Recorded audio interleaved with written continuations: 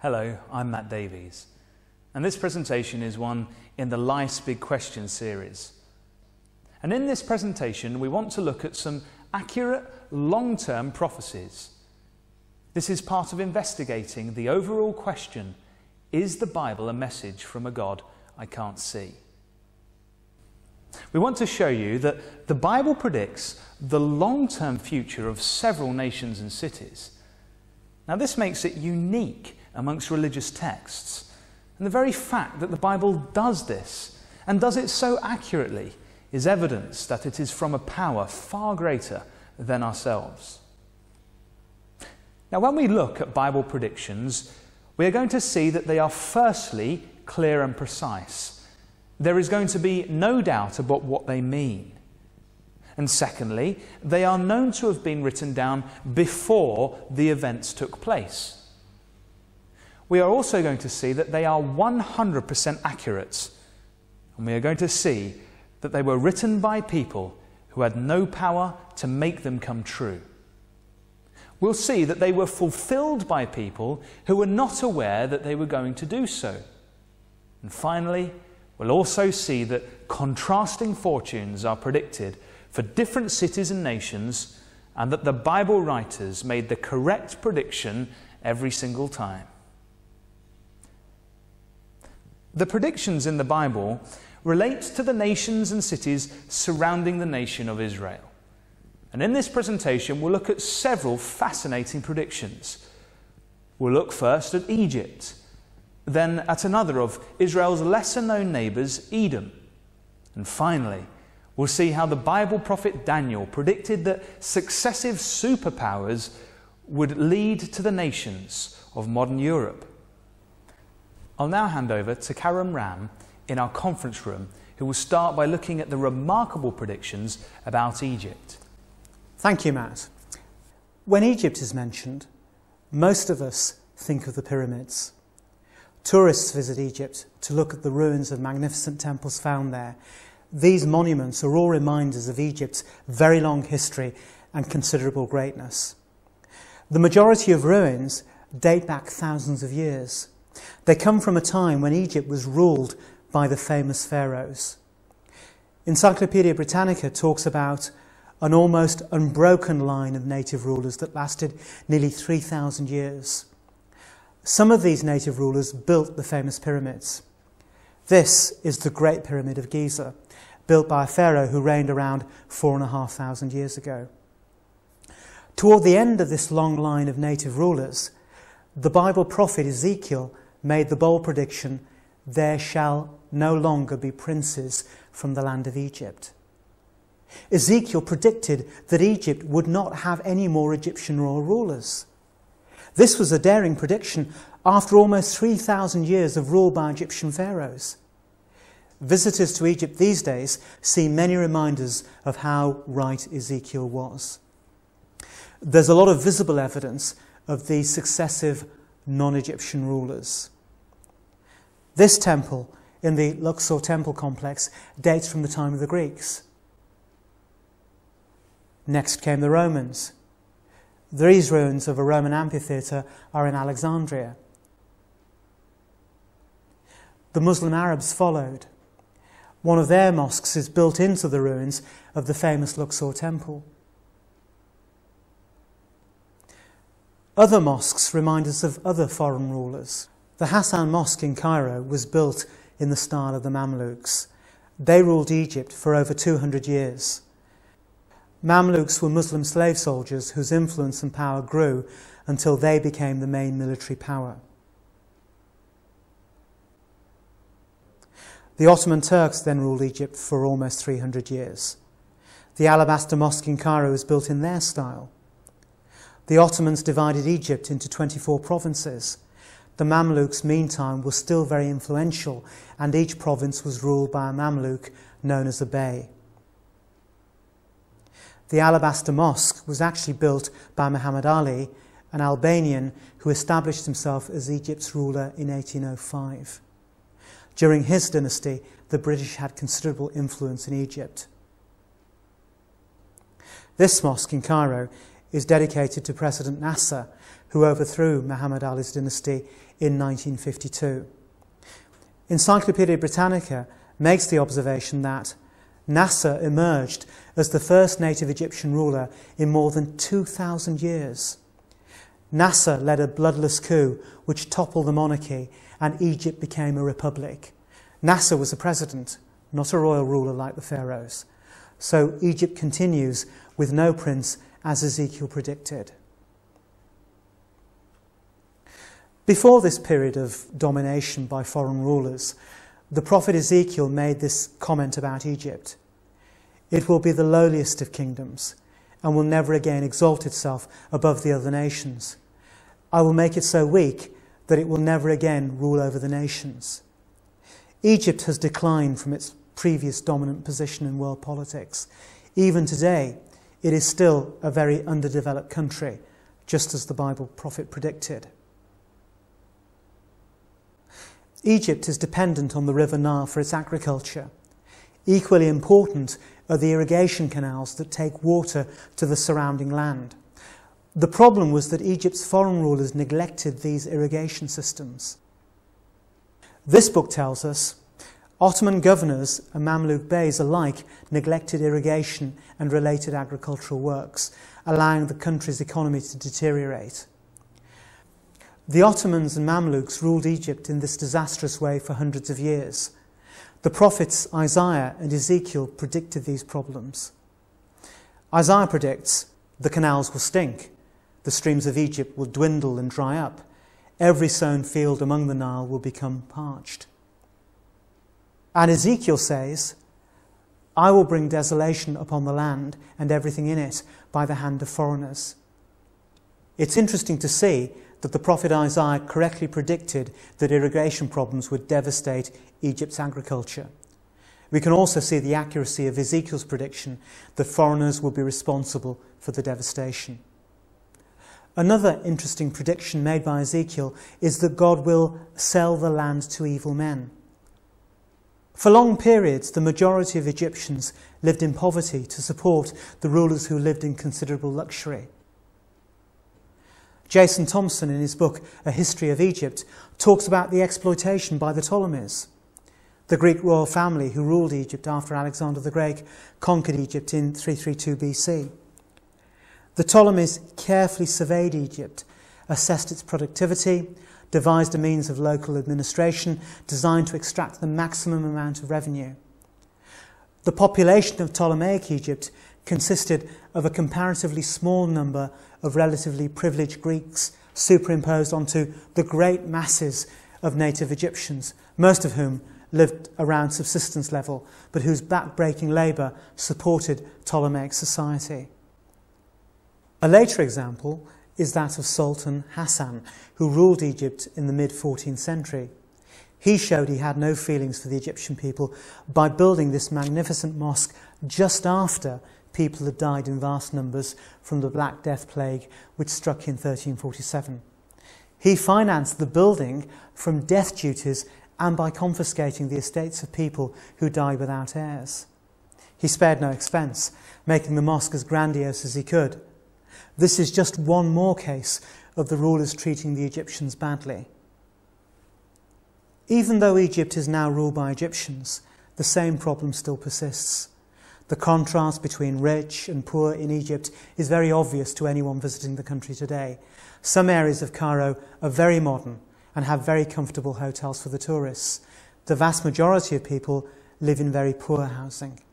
They eke out a peasant-like existence working the land. Modern roads are used by both modern and ancient forms of transport.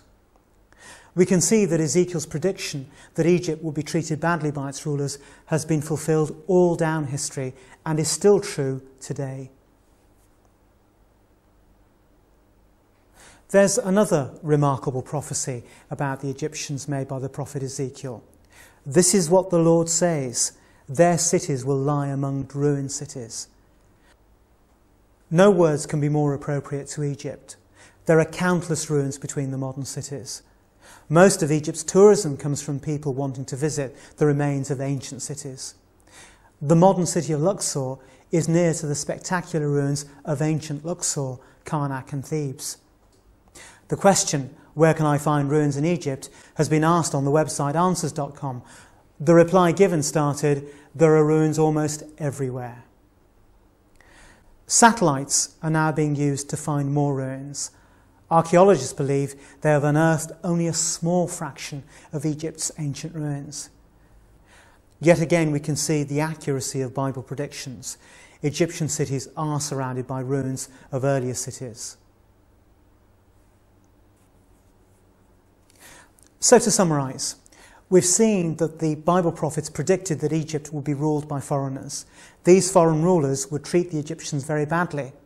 The prophets predicted that Egypt would continue, but not as a big player in world politics. They also predicted that it would have major irrigation problems and be devastated by foreign rulers. Finally, we saw that Egypt would be a land of ruins.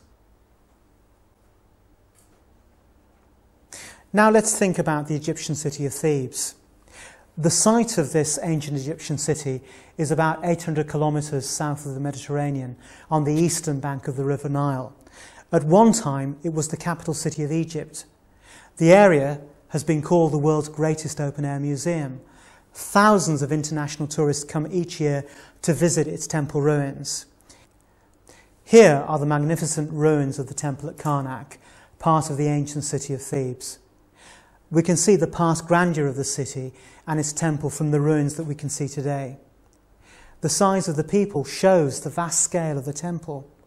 While this enormous temple was still in use, God told the prophet Ezekiel, I will inflict punishment on Thebes and cut off the hordes of Thebes. Thebes will be taken by storm. This prediction about Thebes was finally fulfilled in the 1st century BC. It was besieged by the Greeks. For 3 years it held out against the besiegers. But when it did eventually fall, the Greeks levelled most of Thebes to the ground. The city was taken by storm, just as Ezekiel predicted. The city eventually continued as several hamlets. Here is one of them, now known as Luxor. Compared to the time when it was the capital city of Egypt, the population has drastically reduced. The hordes of people living there were indeed destroyed, as Ezekiel predicted. So we have seen that Ezekiel correctly predicted that Thebes would suffer an attack from a large force. He also predicted that its large population would be dramatically reduced. We'll now look at the ancient city of Memphis. Like Thebes, Memphis is on the River Nile, but it's considerably closer to the Mediterranean Sea. Memphis remained an important city until the Muslims conquered Egypt. It was then largely abandoned and became a source of stone for the surrounding settlements. There are 2 interesting Bible predictions about Memphis. Memphis will be laid waste and lie in ruins without inhabitant. Here we see how literally this has been fulfilled. The site of Memphis is now marked by an open-air museum. The second prediction is even more detailed. This is what the Sovereign Lord says, I will destroy the idols and put an end to the images in Memphis. This detailed prediction was absolutely right about the destruction of the city, including its temples. As we've seen, there are grand temple ruins in many other places in Egypt, but not in Memphis. Egypt isn't the only nation that the Bible prophets mention. There are some interesting prophecies relating to other nations. One of the neighbours of ancient Egypt was Edom. It occupied land at the southern end of the Dead Sea, including some of modern Jordan. Here is one of the spectacular buildings in the ancient city of Petra, a market city of the Edomites. It was on the main trade routes and was very prosperous. The area had flash floods, and archaeologists have found that the inhabitants of Petra controlled these floods by the use of dams, cisterns and aqueducts. The aqueducts can still be clearly seen at Petra. These innovations meant that water could be stored ready for prolonged periods of drought. It enabled the city to prosper in what was a desert area. This meant that it was a welcome oasis on the main commercial routes which passed through. In 106 AD, the Romans took control of Petra, which continued to prosper under Roman rule for a time. But as new trade routes opened up, activity at Petra declined. In 363 AD, a very destructive earthquake hit the area, damaging the vital water distribution system. This earthquake seems to have hastened Petra's end as an important centre of trade. Eventually the city, along with Edom itself, declined and became desolate. This is just as Ezekiel predicted. I will make Mount Seir a desolate waste and cut off from it all who come and go. The prophet Ezekiel refers to Edom as Mount Seir because that's the area where the Edomites lived. When Petra ceased to be an oasis and the trade routes changed, it was very true that those who come and go were cut off. So we've seen that the Bible correctly predicted that the land of the Edomites would become desolate and the decline would be caused by the disappearance of passing traders. That ends our brief look at just a few of the many detailed predictions about Middle East nations. I will now hand you back to Matt, who will look at fascinating predictions about the superpowers that led to the nations of modern Europe. Thank you, Karen. Most of us are aware of the idea of superpowers. They are countries that exert a significant influence over other nations in the world, like America does today. Now, Babylon was such a superpower in its day. The ruins of its capital city are in modern Iraq, and the grandeur of ancient Babylon can be seen from this replica of the Ishtar Gate, which is at the entrance of the ruins of the ancient city of Babylon. Now, the Jewish prophet Daniel lived under the influence of superpower Babylon. He recorded a dream which the king of Babylon had. It gave an overview of how Babylon would be one of the successive superpowers which led to the nations of modern Europe. Daniel told the king what the dream meant, and he outlined what would happen for the 2,500 years following the fall of the Babylonian superpower. Here we can see the extent of the Babylonian Empire. The prophet Daniel told the king of Babylon, "After you, another kingdom will rise. Next, a third kingdom will rule. Finally, there will be a fourth kingdom." Now, the first part of the prediction that Daniel made was, "After you, another kingdom will rise." The Babylonian Empire was conquered by the Medo-Persian Empire around 540 BC. These are the ruins of the city of Persepolis in Iran, which served as the capital of the Persian Empire for several generations, and ruins of a number of colossal buildings exist on the site. The next part of Daniel's prediction was, "Next, a third kingdom will rule." It was in 331 BC that the Medo-Persian Empire was replaced by the Greek Empire, and the famous Greek general Alexander the Great defeated the Persian army. The Parthenon, a temple in Athens, is one reminder of the Greek Empire. The Greeks have had a great influence on our world in many areas. For example, the idea of democracy has its roots in Greek political thought, and Athens was in fact the first city to have a voting system as part of its government. Daniel then went on to say, "Finally, there will be a fourth kingdom." It was around 150 BC that the Greek power began to be overcome by the Roman power, and in the next few years the Roman power expanded and replaced the Greek Empire. The Roman Empire reached as far as England. Hadrian's Wall protected the northern extent of the Roman Empire.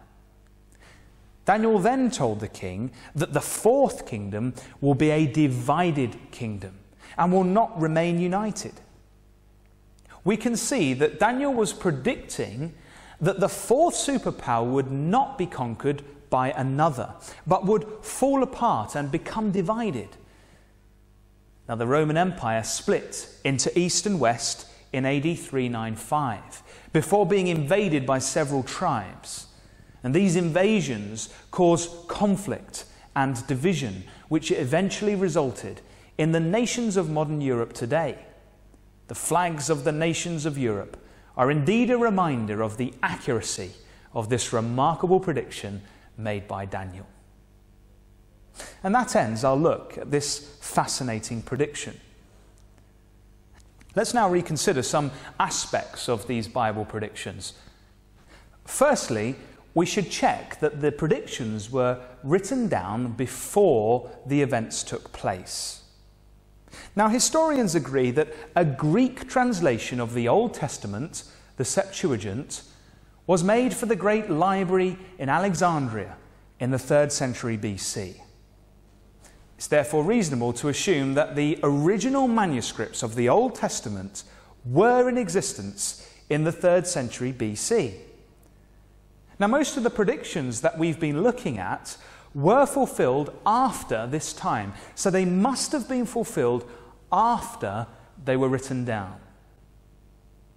Secondly, we can see that the majority of the predictions were fulfilled many years, centuries even, after the Bible prophets died.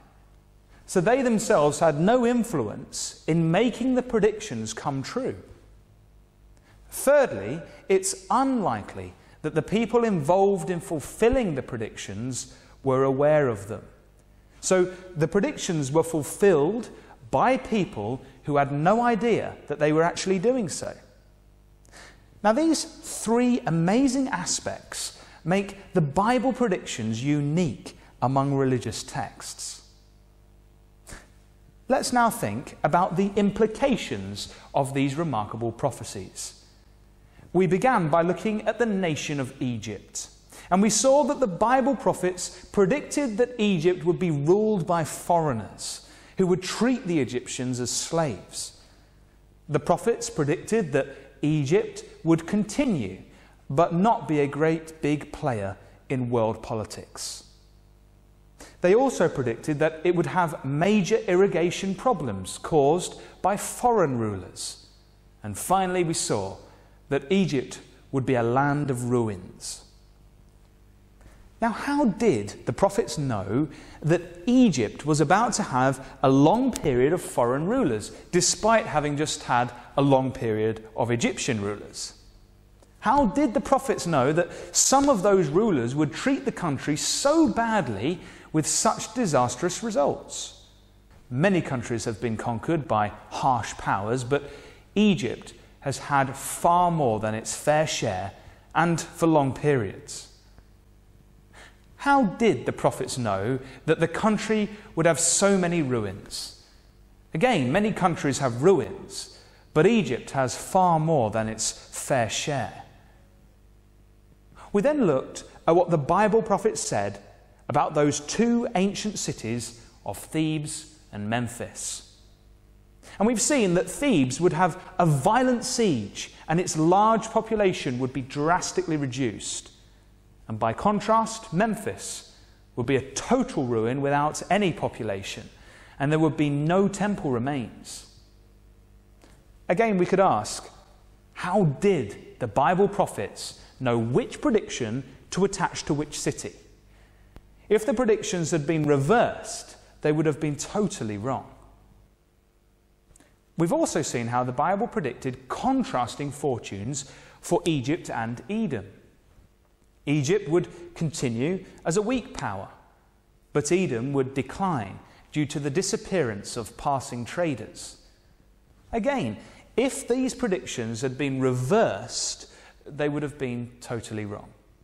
In the second part of this presentation, we saw that the Old Testament prophet Daniel predicted that there would be 4 consecutive superpowers, starting with Babylon. These successive superpowers would each overthrow the previous one. And he predicted that the 4th superpower, which was in fact Rome, was not to be conquered by another. Its empire would fragment and become many nations. Now, we've seen that this resulted in the many nations of modern Europe. Now, we could ask, how did Daniel know that there would be 4 consecutive superpowers? Why not 3 or 5 or 7? And how did he know that the fourth would not be followed by a fifth? Furthermore, how did he know that the fourth superpower would fragment? It could have just declined in the same way that Egypt did, for example. Now, in each case, we see the Bible prophets choosing the correct prediction for each situation. Now, politicians would like to know what is going to happen in the world next week, but the Bible prophets made accurate predictions about events hundreds of years ahead of their time. One or two correct predictions could be lucky guesses, but the Bible appears to be getting it right every time. We have only looked as well at one or two predictions in the Bible, and there are many, many more, all equally accurate. And this would seem to imply that there is more than chance and lucky guesses involved. Now, we hope you are beginning to think that there is something special about this book, the Bible.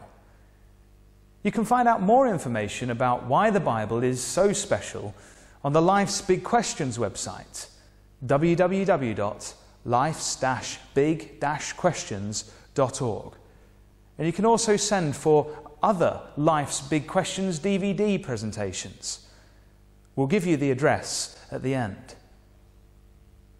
We hope you'll want to look at the evidence in more detail. We also hope you will want to find out more about the message of the Bible and its relevance to you and your future. Thank you for listening.